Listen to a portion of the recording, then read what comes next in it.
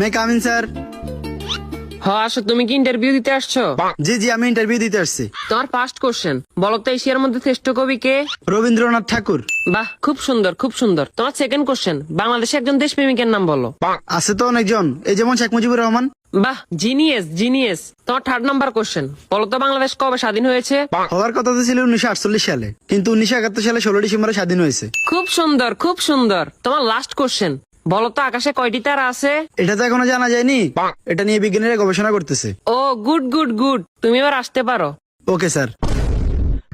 কি ও ভাই, ইন্টারভিউ দিয়ে আসছেন? হ্যাঁ ভাই, ইন্টারভিউ দিয়ে আসছি। কি কি কোশ্চেন আইলো? কোশ্চেন তো মনে নাই, কিন্তু উত্তর মনে আছে। আচ্ছা, উত্তরই কোন? রবীন্দ্রনাথ ঠাকুর, শেখ মুজিবুর রহমান। মাত্র এই দুইটে? না, আরো দুইটা আছে। আচ্ছা কোন? 1948 সালে হওয়ার কথা ছিল, কিন্তু 1971 সালে 16 ডিসেম্বর হয়েছে। এখনো জানা যায়নি, এটা নিয়ে বিজ্ঞানীরা গবেষণা করতেছে। থ্যাংক ইউ ভাই, thank you. May I coming sir? আসো। তোমার নাম কি? রবীন্দ্রনাথ ঠাকুর। তো তোমার বাপের নাম কি? শেখ মুজিবুর রহমান। তোমার জন্ম কবে হয়েছে? হওয়ার কথা তো ছিল 1948 সালে, কিন্তু 1971 সালে 16 ডিসেম্বর হয়েছে। এই বেটা, তুই পাগল হয়েছিস নি? এটা এখনো জানা জানি, এটা নিয়ে বিজ্ঞানীরা গবেষণা করতেছে। No, no, no, no.